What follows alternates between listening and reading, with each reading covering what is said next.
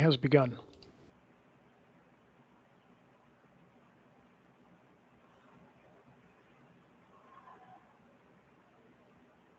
Okay, it's 6 o'clock. Call this meeting to order and welcome everyone to the Planning Commission for December 6th. And Mr. Sampson, could you lead us in the Pledge of Allegiance?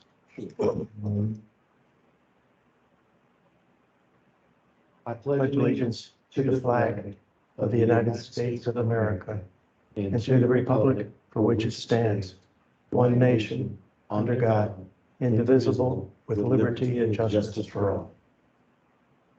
Thank you.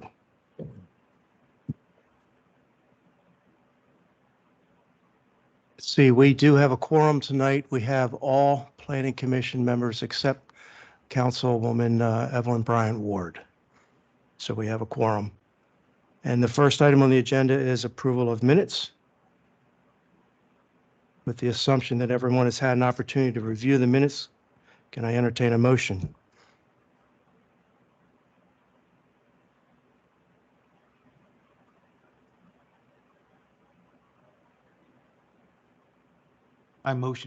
Make a motion to approve the minutes. Okay, motion moved by Commissioner Sampson. Do I hear a second? I second. This is Commissioner Banks.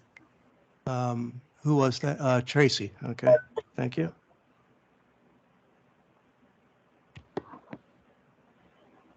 All in favor? Since we're all remote, I'm going to do a voice vote. Commissioner Mudd? Yes. Commissioner Banks? Yes. Commissioner Johnson? Yes. Commissioner Sampson? Yes. And I vote yes also. Minutes are approved as presented.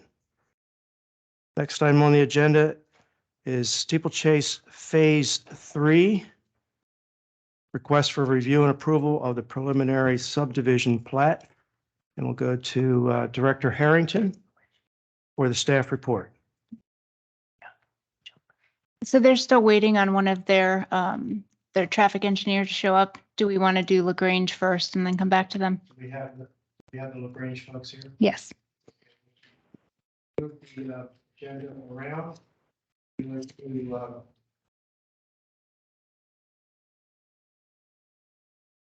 Range Subdivision Senior Living Community. And the purpose of the meeting tonight is to decide whether or not to recommend to the Board of Appeals a special exception. So first we'll go to Director Harrington for the staff report. All right. Good evening, Planning Commission members. For the record, Janine Harrington, Director of Planning for the Town of La Plata. So as Chairman Gann stated, this is a special exception request for a senior living community in the R21 zone. The property is located off of, let's see, this is eastbound or I guess that's Port Tobacco Road. And this property is currently 24.984 acres and it's undeveloped. Under the comprehensive plan designation, it is residential low density, which falls in line with the R21 zoning. To the north, we have the Quailwood subdivision across the road, which is R10 zoning. To the south is vacant commercial highway. To the east is a residential subdivision called Haldane subdivision, which is also R21. And to the west is residential. There's some Charles County and then some R21 as well. So for the background discussion for this project, as I noted, it's located on the south side of Port Tobacco Road at its intersection with Quailwood Parkway. There was a historical single-family home zoned R21 and a single-family home outside the municipal boundaries for the town of La Plata zoned RR just outside of that property. I'll kind of go down here and currently it's undisturbed. There are environmental features which will serve as a natural buffer and barrier between the subject property and the commercial highway zone properties. The subdivision was first proposed in 2007 as a cluster subdivision, and it did receive preliminary plat approval by the Planning Commission on October 2nd of 2007. Several extensions were sought by the previous applicant, and that ended on May 5th of 2015. Since all the previous approvals had expired, they had to come back for reapproval, and now they're looking at doing a senior living community. So the senior living community would be comprised of 52 single-family lots varying in size, all in compliance with the size requirements designated under the code. Each of the lots will be improved with one-story, single-family detached homes with 2 bedrooms, 2 baths, and a few other options. Parking for each unit would be provided within a garage as well as a driveway. Additional on-street parking spaces will be provided along the spine road that runs through the community.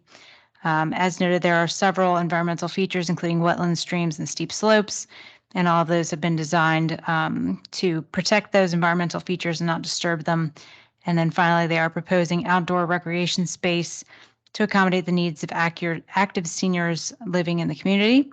And the Board of Appeals is tentatively scheduled for January 11th, 2023, so the Planning Commission's recommendation will be forwarded for their review. After looking through Section 191-52, they do meet all of the standards that are required for a senior living community under the town code, including the buffer yard, dimensional requirements, density, setbacks, etc. So staff is recommending that the Planning Commission recommend to the Board of Appeals to allow for the construction of a senior living community as shown and detailed in the Planning Commission staff report. So with that, if you have any questions of staff, I'm here to answer those. We also do have the applicant here, which you guys can come on down now. And they do have a little presentation prepared if you should like to hear that. Yes. State your name. So you tap, there's a little Little face guy. thing here. You just tap it until it turns Oh. green. Thank you. Good evening, members of the Planning Commission. My name is Nate Foreman, for the record. I'm an attorney with O'Malley, Miles, Nyland, and Gilmore with offices in Greenbelt. I'm here with my team this evening. On behalf of the developer, I have Mike Taylor and Adam Engel with Cross Lane Construction. To my left, I have Brian Hargis and Phil Hughes, our civil engineers with Charles P. Johnson and Associates. And on behalf of the builder, Steve Peck with Epcon Communities, he's sitting behind me.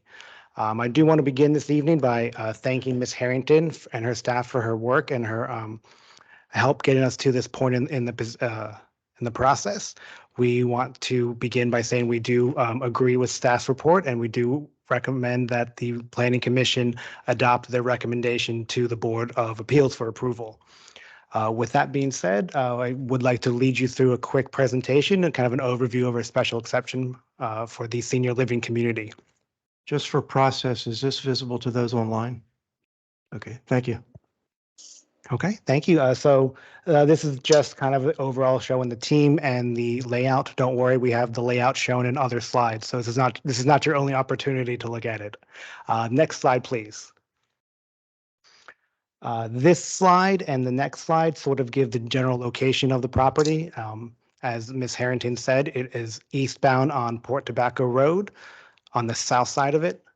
And here is just a closer up view of it. As you can see, there is the Charles County Detention Center on the east. There is a residential subdivision kind of northeast. There is a single-family home on the west side, and the south side is undeveloped. Next slide, please. So this is sort of kind of overall details of the project. As you can see, it is a 52 single-family detached lot, active adult community. Over half of the site is going to be dedicated open space with at least, I think, 7.91 acres of wooded area and the remaining 6 or so acres. Sorry, did I? Okay.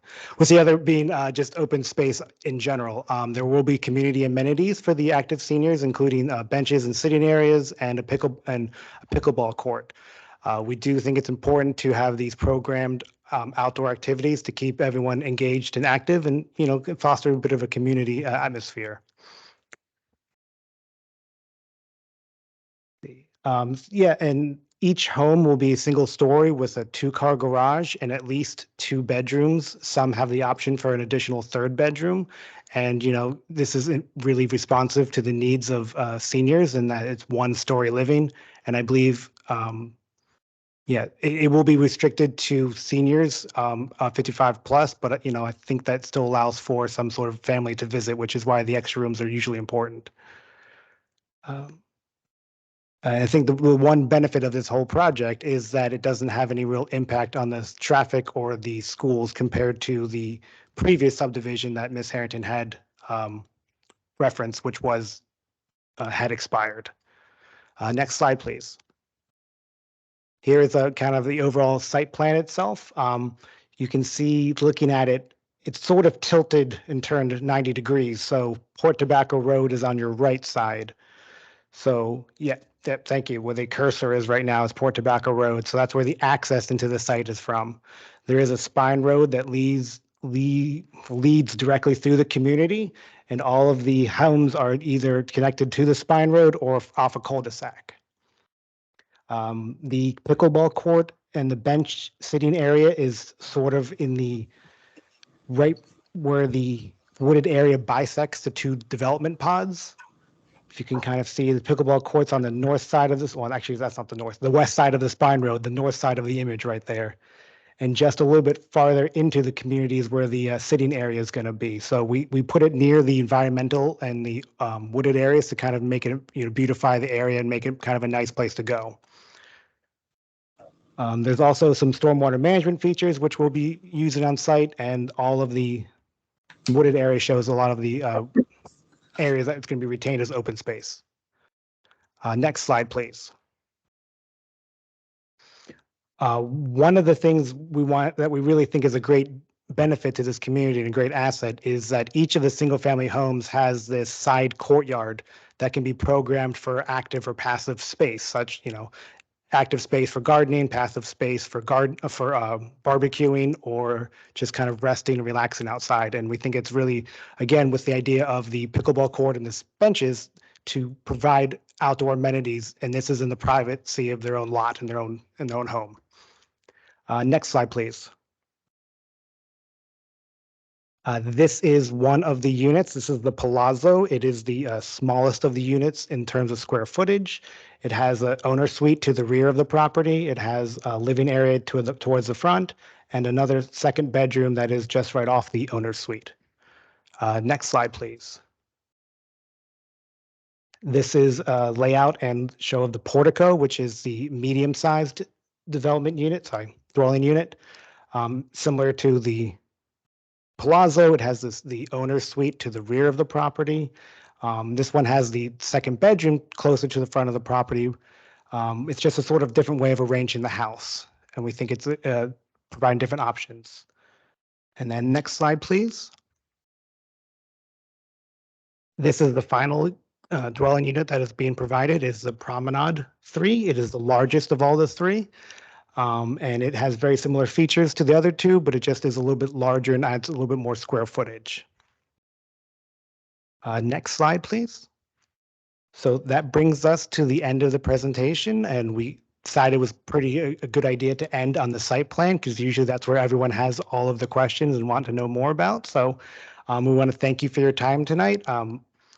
My team is here to answer any questions the Planning Commission might have, and we would request you recommend approval to the Board of Appeals on our special exception. Thank you.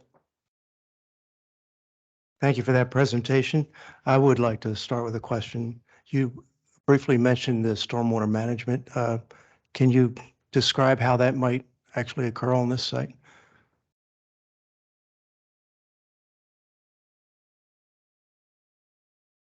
I had the same problem. Just push it in turns. There we go. Stormwater management is being provided for the site through 3 gravel wetlands, which are located along the stream valley buffer on the edges of the property. So there are 3 of them. We've already submitted and have approval of the step 1 stormwater management plan through the town. Okay, thank you. You're welcome. Are there any other questions or comments from members of the commission for either the applicant or Director Harrington? Okay, not hearing any, then I would move to entertain a motion on the Planning Commission's or the Director's recommendation to have the Planning Commission recommend to the Board of Appeals approval. Is there a motion?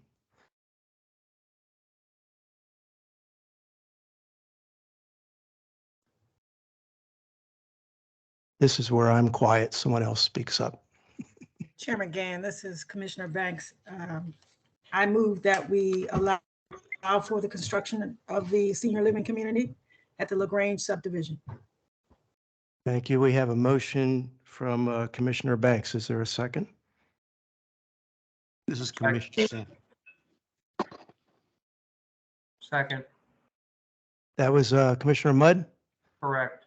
Okay, we have a motion and a second. So I would go, can I get the original screen back on, Mr. Hauer, please? So I can see who's attending. So in the meantime, I'll start with Commissioner Sampson. Yay or nay? Yay. Commissioner Banks? Yay. Commissioner Johnson? Yeah. Commissioner Mudd? Yes. I too say yay. It passes unanimously. Congratulations. Good luck on January 11th. And thank you all for coming tonight.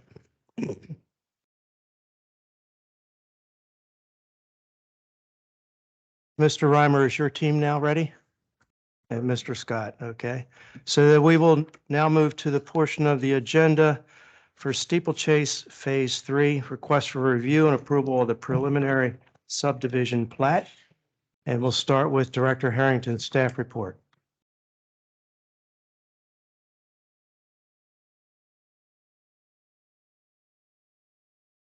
Good evening again, Planning Commission members. Again, for the record, Janine Harrington, Director of Planning for the Town of La Plata.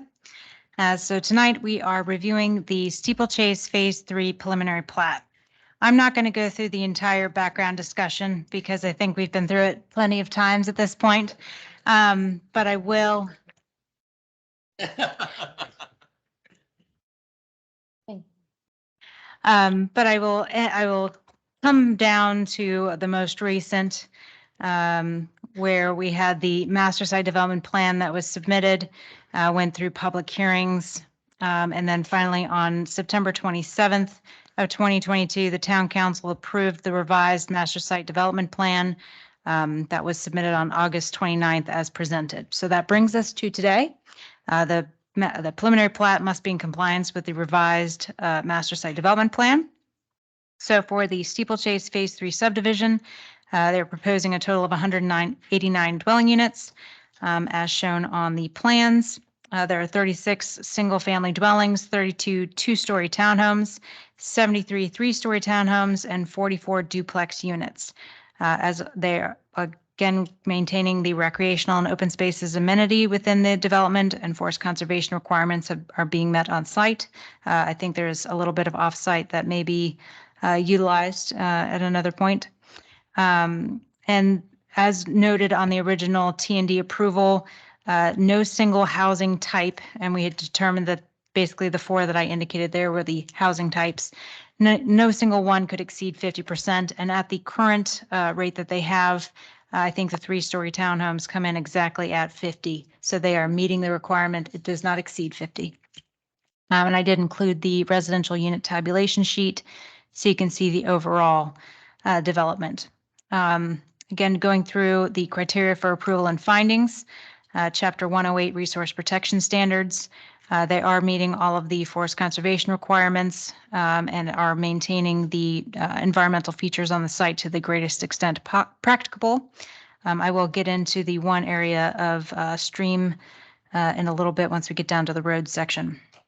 So stormwater management, they are in compliance with our stormwater management regulations, and the step 2 and step 3 plans will need to be reviewed and approved prior to the issuance of any grading permits. For the streets and sidewalks, so something new that was added to the plan since the last time that we discussed this, that overall it is in compliance with our streets and sidewalk regulations. They are utilizing the main entrance off of Catalpa, which we discussed with the master site development plan, with a secondary access to Stagecoach subdivision to the south. They have an interparcel connection proposed to the Southtown Center property, closer to 301. And then we did add a stub road with an easement for a potential 50-foot access easement located off of Trainer Drive, as I kind of depicted in my staff report. So we're not asking for the road to be built at this time, but we're asking for that easement in order to provide another means of ingress and egress if it is available in the future. So as we noted, we are doing the Southwest Quadrant Access Management Plan that we're going to be working through with our consultants, the town council, to approve that feasibility study. So that will be one connection point that we'll be reviewing as we kind of move through that process. So that just would be one additional way that we could get another road. But again, this would be a cost sharing. This wouldn't be on Steeplechase to completely build and do all of these improvements. So we just asked them to show that easement there so that if it comes to a point, we could build that road. They are providing sidewalks, 5-foot sidewalks throughout, and they are in compliance with the Americans with Disabilities Act. We did note in phases 1 and 2 that there were some pocket parks that were not fully accessible because of stairs in some of the little areas with the fountains. This is not a violation of ADA by any means, and I will point that out. I did a lot of research. It is not a violation. However, I would request that when we look at phase 3, that we try to make sure that it is as accessible as possible so that all of the residents can utilize the amenities. So I just wanted to make that note. Mental notate. Thank you. So for the subdivision and land development, in accordance with this section, they are providing approximately 40% of the site being reserved for open space in phase 3. The overall development required 20% public use space, so they are exceeding that requirement.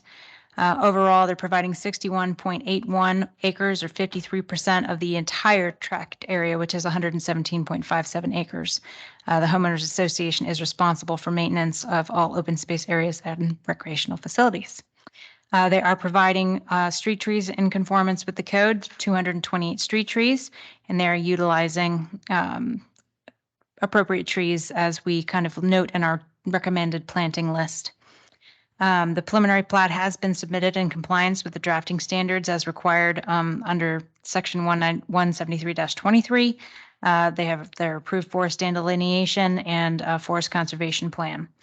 For the school seat allocation policy, we are noting that for the phase 3, using the current Charles County yield factor would yield approximately 90 school seat allocations.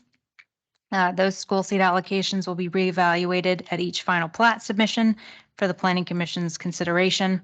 And the Planning Commission may not approve a final plat unless the town has available school seat allocation capacity. So that will be analyzed later. They are in compliance with the water and sewer regulations. The town is working on the pump station upgrade for the Southwest Quadrant, and based on the calculations that I've received from Macron and our Director of Operations, they will have the water and sewer available to accommodate all lots proposed. So that would be 581 lots. And then I'll just briefly note that we've gone over the 2020 comprehensive plan, and the project as proposed is in compliance. And we've noted the traffic impacts are currently being reviewed. I did attach the preliminary traffic impact study as requested previously by the Planning Commission, so you could see that it is not completed. I just want to make sure to keep you updated on the progress and where we were at. And of course, they may have more updates for you as well. So staff is recommending approval of the preliminary plat in accordance with the town code and the 2020 comprehensive plan. I did provide a couple of conditions for consideration. One, the developer shall ensure all parks and open space amenities are ADA accessible. And number 2, prior to the issuance of a grading permit for the subject property, Steeplechase Development Company LLC shall work in good faith with the town of La Plata, Maryland Department and State Highway Administration, Charles County Planning and Growth Management as needed, and other developers of subdivisions in the Southwest Quadrant to access the traffic cumulative impact of projects in the Southwest Quadrant, develop a plan to address operational concerns in the Southwest Quadrant, including roadway approaches from other quadrants insofar as they may be affected, agree on an equitable distribution of costs, including participation by public agencies and developers. And I will highlight that nothing in the stipulations shall be construed to require any specific action by Steeplechase Development Company LLC other than to that which is described above, nor shall the stipulation be construed to obligate the town of La Plata to any further approvals of the subject development. So with that, I would leave it to the Planning Commission if you have any questions of me or if you'd like to hear from the applicant. I do have one question of you. You briefly mentioned the task force, just so everyone's aware. Can you provide a little bit more information about that? The Southwest Quadrant Access Management Plan? Yeah. So the town council approved a feasibility study, for lack of a better word, for the southwest quadrant of the town. So that's really kind of the Ward 3 area going down Crane Highway 301. So this will take into consideration several properties, including Steeplechase, Stagecoach, Southtown Center. There's another and a couple other properties to the north. Looking at how we can improve safety and interconnectivity within that area. So we will be meeting with the developers directly. We will be working with a work group. We'll have a council member, a planning commission member, and a couple other participants to kind of talk through different options that could be available to increase connectivity and make it a little bit safer for those residents that live in those areas. Who's representing the applicant tonight? Yes, good evening, Mr. Chair. Steve Scott on behalf of the applicant and also Ron Reimer, Mike Linhart, and Mike Prisbaki from Soltez. We appreciate the opportunity to review this this proposal with you. As Director Harrington noted, this is well-covered territory with respect to this project. As the Planning Commission knows, the Town Council recently approved an amendment to the Master Site Development Plan. Sort of the elephant in the room is with this particular project is traffic and access. We've said over and over again, of course, there is not an adequate public facilities ordinance enacted in the town at this time. We've also said that we're entitled to predictability and to reliability on, you know, the legal framework that's presented to us when we present a subdivision for approval. And we're sort of caught on this cusp of the town working on its APFO, but it not yet being enacted and not legally applying to this particular project. Mr. Reimer and I have agreed to work in good faith with the Access Management Task Force or Committee. We're gonna need to get an acronym for that. I believe we're members in good standing of that committee, yes. So I think the first meeting is tomorrow, and we're happy to participate in good faith. We have taken, even though there's not an APFO, as Director Harrington noted, we have taken the additional step of actually preparing a traffic impact analysis with respect to this particular proposal. And of course, again, Mike Linhart is here this evening to discuss that. I think what I'll do, Ron, you've got an overview. The commission will see the plats and the layouts are in your package, but I think, Ron, you've got an overview you want to talk about. Not particularly. Not particularly? Okay. I saw a piece of paper here, so. I have this piece of paper for, hopefully, I just have that piece of paper. Okay, No, okay. I apologize. We no, have, that's okay. We've been here since 2005. I mean, it's you know, my hope is that, you know, this has been well planned out. We've gone to the extent of, you know, getting the new pump station started on the Steeplechase property. That started construction about 6 weeks ago. That's going to be done. That was done, you know, in cooperation with the town for the development of the Southwest Quadrant. So I guess if I added any points to it, if you put the map up, we did add, since the last time we were here, probably when you saw it, was we've added these access points because I've spoken to I've obviously spoken to Stagecoach. You know, we've always put that interconnectivity there. That road's done and completed. This property owner here is what I call the Baldus property. We created two more access, what I would call one emerging access and another one down here. Spoken to this developer several times. Most likely, as they leave right at the moment, they're going to develop the front part of this property. They're not going to develop this piece of property. So from the old 2005, that road that came in here, that could never, that was something that was put on paper in 2005, but in reality, that property is never going to be able to be developed that way. So now we've created two separate access points to get to the front and the rear of that property. And that was what Janine was talking about. May I ask a question there?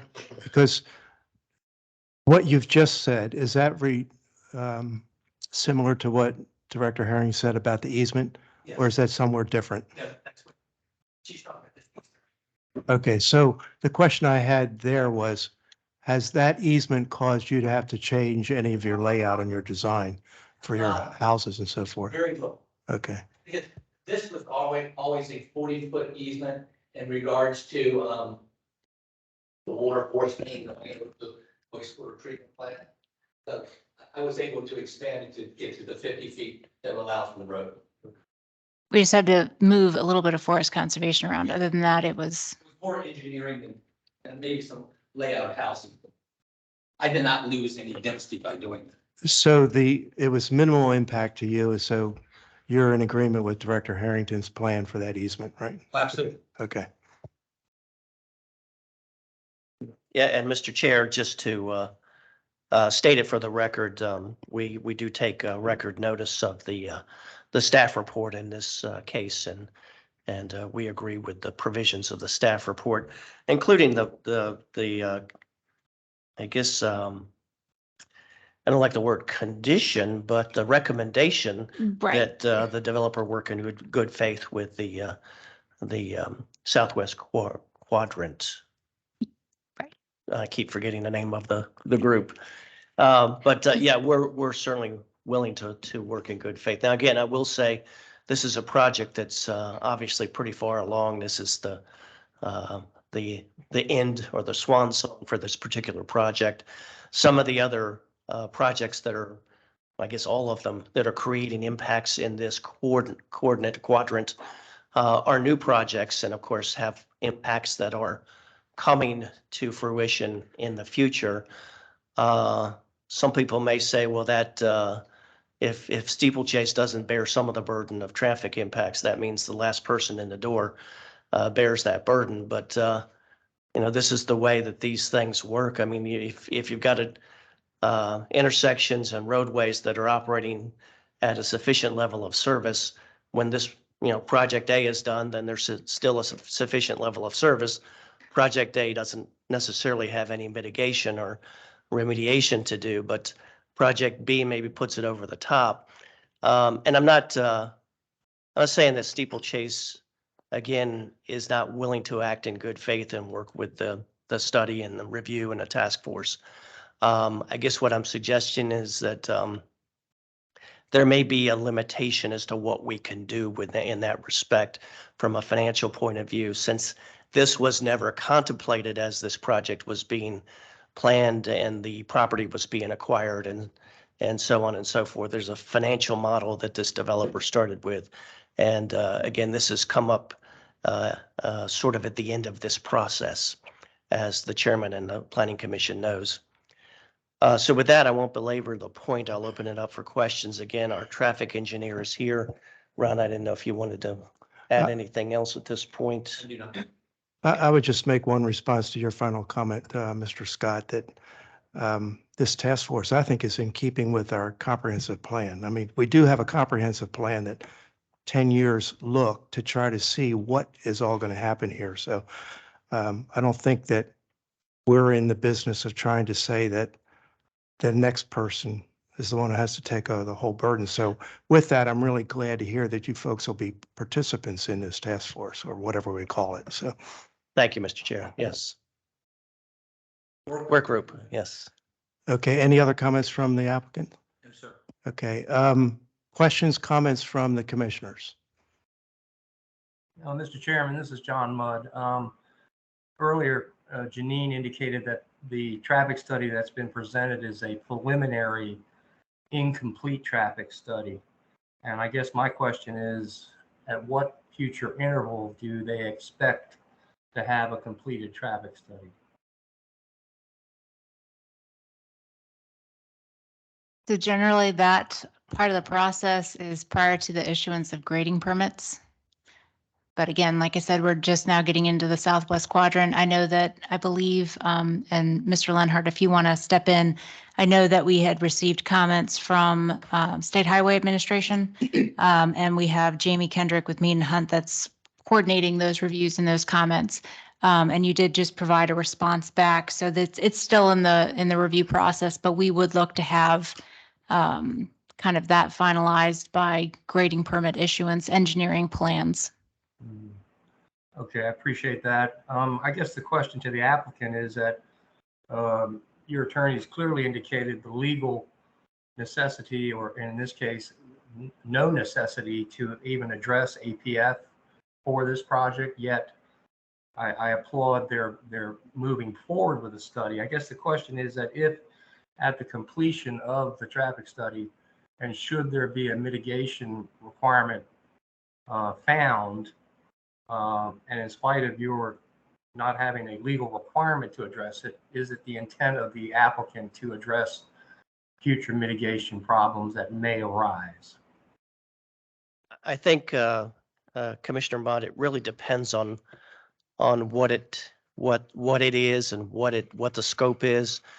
And that really highlights one of the problems that we're having now without a defined APFO and without a set of parameters that we've known for, the duration of this application and been able to work with and plan for. We just don't know what we're up against. And so I don't know the answer to that question. I guess we'll know it when we see it. And I think that we've worked with the staff long enough, Mr. Reimer and I, and the town, that I think that we can say we're going to work with them in good faith, and we certainly will do that. And that's at a minimum, that's why we asked for the 50-foot easement to the north of the property off of Trainer Drive. That would have, give us the opportunity to do interconnectivity with consideration of the other two properties to kind of help with that, and the town as well. That the way that intersection comes off, if we were able to get that connection in the future, that would line up with Glen Albin, that intersection, and that could be a potential area to put a light in down the road. So when we were doing the review, we really looked at the maximum extent that they would be able to show on their property, given the environmental constraints, to allow for future connections, without, knowing the certainty of how this Southwest Quadrant work group is going to, what recommendations we're going to have or what kind of the outcome would be of that. So they did add the interparcel connections to the Southtown Center and to the northern property boundary to ensure that there would be opportunities for interparcel connection at a minimum. So again, this is all still new, but they have provided those, so we have those opportunities. My comment on that part of the discussion is, Commissioner Mudd, your question did raise unfortunately, some hypotheticals. We don't know what these things are going to be, and appreciate Mr. Scott's response to that. But I also appreciate Director Harrington. There is some forethought in anticipating what might come out of this, and there seems to be at least some agreement on at least that easement as one of those ways. So, yeah, there's a lot of things we don't know yet. But it sounds like there's some teamwork here to address what we do know and what potentially might come out. So Right. I'll pass that back to you, Commissioner Mudd. You might have further comment. No, I appreciate that, Mr. Chairman. I'm not in disagreement with what you said. At the same time, I look at this project and the adjacent project to the south. That's the gorilla in the room. That mass of two major projects to be served by a single access point on Glen Albin for the current entrance. Old Stagecoach Road is a very future, if ever, potential access point to these two projects. Old Stagecoach Road is a substandard road by today's standards and would require a sizable upgrade to meet future road standards. So I don't think that's a realistic expectation. I applaud staff, especially to keep the point of view that we need to create some second form of access. Obviously, it's not clear cut, and the committee will obviously study this in great detail. But my single biggest problem all along has been the fact that this project and the future project to the south are going to be accessed by one single access point. Traffic studies don't measure that type of problem. If I could provide some clarification, Mr. Mudd, so the Stagecoach property to the south is not going to only access through the Steeplechase development. They have a road that comes out to Old Stagecoach Road 2, actually, I think. And they've already noted that most likely there's going to be upgrades needed along Old Stagecoach Road, which would require, which would bring Charles County Planning in to review that, and looking at a traffic light at the intersection of Old Stagecoach Road and Crane Highway. So the interparcel connection to Steeplechase is really just to help with flow and connectivity between the two developments, but that would not be the only access to Catalpa Drive. Will the Stagecoach applicant be also represented in this task force? Yes. Okay. Well, Janine, I understand that, and we talked about Old Stagecoach Road and your comment that that'll require future review by the county, and that's really the primary planned access for the southern project.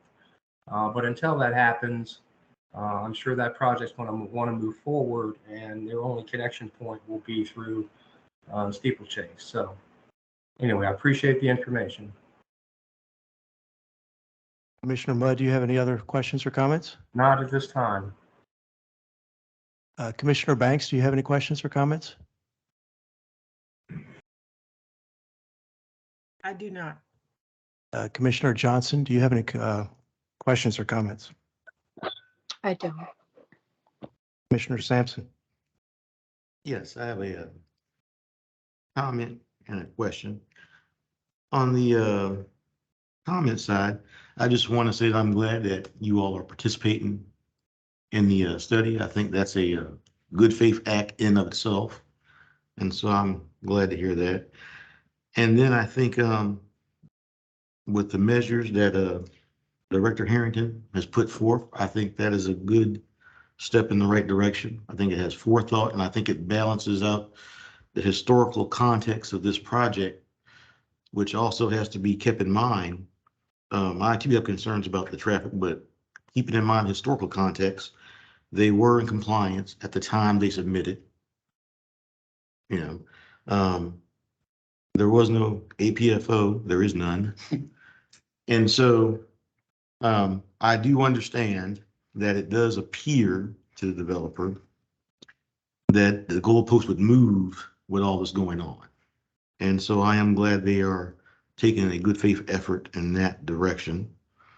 As far as the questions I have, one is just a clarification, because I do not have the notes right in front of me and I can't remember off the top of my head. One, the school seats that are being yielded, the 90 seats, that is not inclusive of the population that's already there, correct? So correct. That is only for the phase 3. And again, at the preliminary plat stage, we're just basically noting how many school seats would be needed based on the current yield factor. We would actually allocate and base those school seat allocations on approval at the final plat. Okay. And then in regards to my second question, I do, and once again, I want to thank Director Harrington for this study or feasibility study we're going to do, because I do think that's needed. I do think we cannot, and this is just my opinion, put an undue burden on a developer to comply at the time that they submitted. So I do think that has to be balanced out. So in the short term, just real quickly, from the traffic engineer, can you tell me what measures, if any, which I think is more pertinent to this discussion tonight, have been taken or have been thought through as far as safety in the subdivision itself for kids, school buses, that type of thing? You know, that we actually can do something about now or could be done. Have you looked at that? I mean, the other one, like I said, is down the road. You've addressed that and that will be looked at later, but just in there. The base, like, yeah. There we go. Hi, for the record, Michael Lenhart with Lenhart Traffic Consulting. I'd just like to add very brief to the previous discussion. Our traffic impact study was conducted while there is no adequate public facilities ordinance currently. We've done many studies in the town, and what we've done is we always defer to the county's adequate public facilities ordinance and State Highway Administration's guidelines. So our study was conducted in accordance with those. Just a few weeks ago, we received comments from State Highway Administration. There were a few questions, comments, and cleanup items. We've resubmitted, so we have a new study that was dated, I believe, November 30th, that was resubmitted to the town, to State Highway, and to the county. And we don't foresee any issues or problems with the traffic impact study, but we will continue to work through that process. As far as internal, it's not something we've really looked at with the traffic impact study, but typically, you know, if a subdivision is designed according to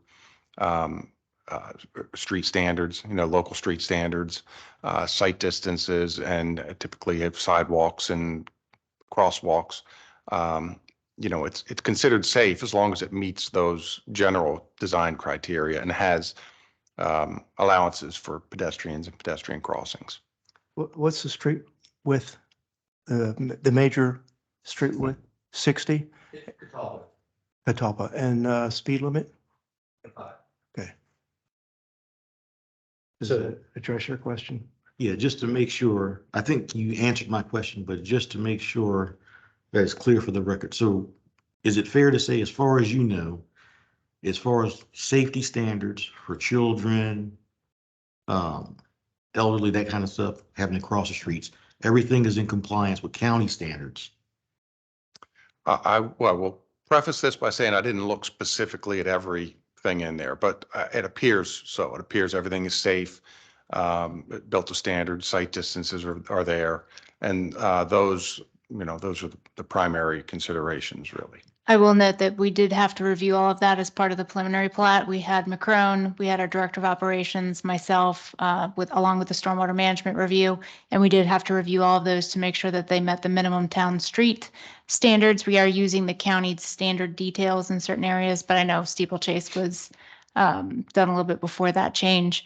But we did have to review all of the sidewalk, streets, and everything to make sure that they were in compliance with the code. Okay, that's good to know, because like I said, as I look at the yield of school age population, you're gonna have more kids running around. So that's something that could be addressed up front. Things are done. So that's all I have. And, once again, like I say, thank you for your participation. Any other questions, comments from commissioners?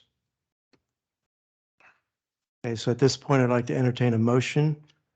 You'll recall that staff recommends approval of the preliminary plat in accordance with the code of the town of La Plata, and there are several, the word was conditions, and Mr. Scott, you had a different word? Recommendation? Yeah, I guess my word was, condition one, the ADA accessibility, of course, that's fine. That's there is a legal standard there.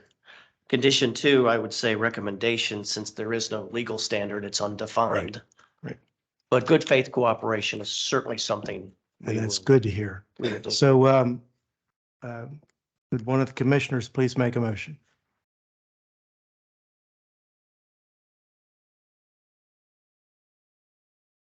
Commissioner Sampson, I make a motion that we move to accept the staff recommendation as in accordance with town of La Plata and the conditions put forth. We have a motion. Is there a second? This is Tracy Johnson. I accept. Second. Okay, we have a proper motion and a second. And I'll go through the individuals for voting. Commissioner Mudd, I abstain. Commissioner Banks, I abstain as well. Commissioner Johnson, Yes. Commissioner Sampson, Yes.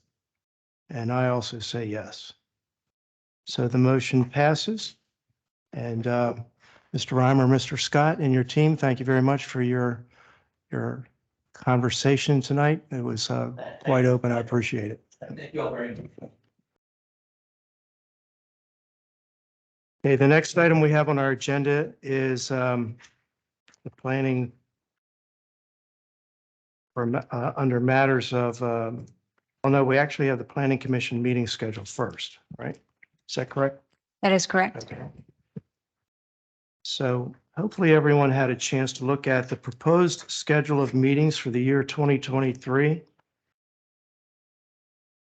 I'll give members, commissioners, opportunity to make any comment because I have some. Yeah, I did highlight a few of the dates that are problematic. Obviously, July 4th is Independence Day. Town hall is closed, so we won't be here. August 1st, as with every year, is National Night Out, so we'll need to look at moving that date. And then November 7th is Election Day, I believe, for next year. So that might be something we want to look at as well. Do we Wait. have an election in 23? No. So never mind. Yeah, so I think that, I was looking at the wrong. although it seems like we have elections every day now, so. So then really we're looking at July 4th and August 1st that we need to shift a bit. Do you have any recommendations on shifting? Can we shift to another night the same week, or do we need to shift to No, we could, stick with Tuesdays? I think that in the past, we've done a combination. So we could move it to the Wednesday. We could, but when we look at I think it's the second, third, and fourth Tuesdays of the month, those are council meetings. So you'd probably want to look at trying to move it to the next Wednesday, or we'd have to look at another date altogether.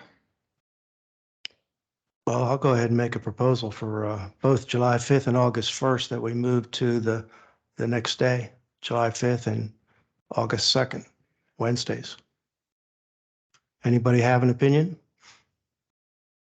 I concur. I was a little uncertain as to what the highlighted meant. I wasn't sure if they were not going to happen or if there were going to be some shifting. So now that Janine has clarified that, I agree to move them to Wednesday.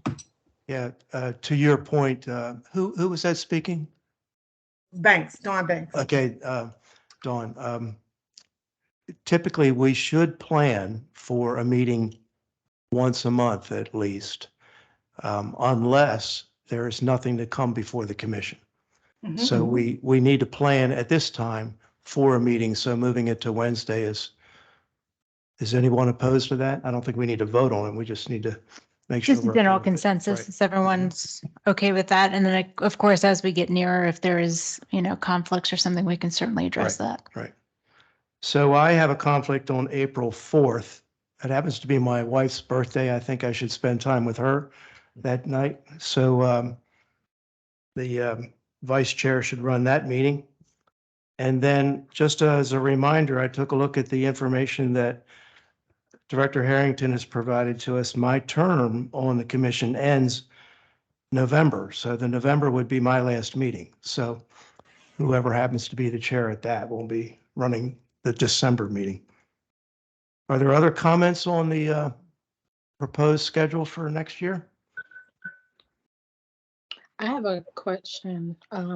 So initially I thought we were just talking about 4th of July and National Night Out. We're talking about the entire year for the meetings. Yes. Okay. So this is an opportunity, just like I pointed out, April would not work for me. It's not one that I would suggest changing the date of the meeting, just recognizing that someone else, that I wouldn't be here for that meeting. But this is an opportunity for each of us as commissioners to raise any questions about any or all the dates. So, Well, my preference would be to remain on Tuesdays, just because Wednesdays don't work for me, but I can certainly make it work. Well, all of the meetings except the July and August are currently scheduled for Tuesdays. Okay. Other questions, comments from the commissioners on the schedule? Okay, so that, I guess that goes forward as a supported preliminary schedule. All right, I'll bring that back in January as the kind of final. Okay. Okay, matters of information, planning department project updates, Director Harrington. So I'm going to have to rely on the screen here because I did not want to print this out. I can barely read. So for the Planning Commission update report, thank you, Craig. That's nice. Even with my glasses, I was having a hard time. You can go to the next page, please. So just to kind of go over some of our monthly statistics, we did get the LaGrange special exception, which we reviewed tonight. We had 3 design review board applications, 1 administrative DRBs, 2 stormwater management plans that were submitted. Question, what's the difference between design review board and administrative DRB? Yes, so that was a change that was made last year, I believe, where we looked at some simple projects that really didn't need to go before a board. So we're looking at, we had pre-approved paint colors. So if you look at our updated design guidelines, it lays out 3 different processes. Either you don't need any approvals whatsoever. Like if you want to put a doorknob on your business, you can put a doorknob on. It's fine. We have administrative reviews. So things from, pre-approved paint colors to signage, sheds, the smaller items, those can be approved by staff within the guidelines. And then new construction, exterior facade, common sign plans, or anything that if there's an applicant that doesn't want to comply with the base guidelines, they can go to the board and the board can make the decision if they want to approve it or not. So it's just a little change that we made to try to help the community out. You've probably answered that question for me already before, right? I have no idea. I don't even remember myself. But Okay. that's the difference there is one goes before the actual design review board and one is just reviewed by staff. Great. Thank you. Next page, please. I just wanted to keep everyone updated. The entrance sign for the Pine Grove, formerly Heritage Green, is installed along with the sculpture. So if you drive by there, you'll see that sign. We are issuing building permits for Neighborhood K. They are beginning to work on Neighborhood O for their clearing. We will be bringing those final plats to the January meeting. So you can look at that. We did have the developer release a statement for the Agricopia neighborhood, knowing that Pollen Drive was going to be impacted by that construction activity. So DR Horton and the Agricopia HOA have been working together to try to notify the residents. I've also given that to our PIO that we work with to try to get the word out so people aren't shocked when they see construction activity. Next page, please. Just to give you a little bit of news about the planning department, you'll see a lot of bird pictures on our Facebook page. We're trying to really help out with Bird City, making educational posters, looking at how we can improve the environment. We added a bunch of bird feeders. I wanted to note that Debbie Simpson was our administrative aide, and she was promoted to planning tech, so she's doing a great job. Congratulations, Debbie. Yes. And then on the radio station side path project, they had done a soil boring testing, so that has been completed. And we're moving forward with the actual design work on that project. So I think 2024 is when we're looking to have kind of boots on the ground installation of that sidewalk, side path. So we'll see how that goes. Next page, please. I won't go through all of this, but I just posted some of our priorities that we're working on right now. Obviously, the APFO. We may have a discussion at the January meeting. I'm waiting to hear back from Mead and Hunt. So the roads, or the water, sewer, school seats, those sections have been drafted. I've gotten input from Macron. I sent this to the Board of Education. I sent it to Charles County Government. And now I have sent it to Mead and Hunt to look at the traffic impact analysis area, knowing that that's going to be the most important kind of as far as our overall discussions are concerned. So we're hoping to bring this to the January meeting so we can start the discussion, start to get some feedback from the Planning Commission before we proceed forward with doing more drafting of that. And we're also working on Planning Commission rules and procedures. Kind of the town council has recently done this, so we're looking at doing it for the Planning Commission. I don't think I'm going to be able to make January, just based on my schedule and staffing, having reduced staffing right now. But I'm trying to get that to you as soon as possible. I did get some revisions from the town attorney, so once I make those, I will bring those to the next available Planning Commission meeting. We are moving forward with our permitting software implementation. We're a little bit backed up again, just time management. There's a lot going on and not enough people to do it. Working on our development capacity analysis. And then, as we have mentioned quite a few times, the Southwest Quadrant Access Management Plan with Mead and Hunt. So we have 3 sessions tomorrow, working with the developers, working with the work group, and then working with State Highway and Charles County. So we're going to meet with all 3 and then kind of look at everything comprehensively. And that is all I have. If you have any questions for me. Yes, you mentioned the soil borings on Radio Station Road. Weren't they also doing some of those on 6 near Yes. Pine Grove? Yep, all of that's done now. That's all right, okay. Yep. And I'm reminded when we had the joint meeting, Jamie Kendricks was talking about the soil borings, among other things. I think he alluded to the fact that are they still going to be moving forward with the flashing lights? Yes. Okay, but the businesses that are impacted have less of an impact because they were such tiny slivers of property? So I know that the state highway was reaching out to the property owners. I think they need to sign some kind of an agreement or something with access. I can't remember exactly what it was. But we are moving forward with that. And I think we had just one last piece that we needed before they could finalize that. Okay, good. Any other questions, comments for Director Harrington from the commissioners? Okay, not hearing any. We do not have a town council rep tonight, so we'll skip over the council report. So I ask, is there any other business to be brought up for the good of the commission this evening by anyone? Oh, I will bring up one. I think Commissioner Sampson will be representing us on this task force or whatever we call it. Is that correct? Yes. Right. Work group. Work group. So commissioners, we are well represented at that meeting. Thank you very much, Mr. Sampson.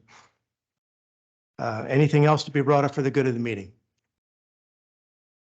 Okay, so it looks like it's about, can't tell what that clock was. 7:02. 7:02. I adjourn the meeting. Thank you all very much and Merry Christmas. Happy holidays. See you in January. It sounds like we will have a meeting in January. January 3rd. Yes. Thank you very much. End of meeting. Thank you. Happy holidays. Good evening.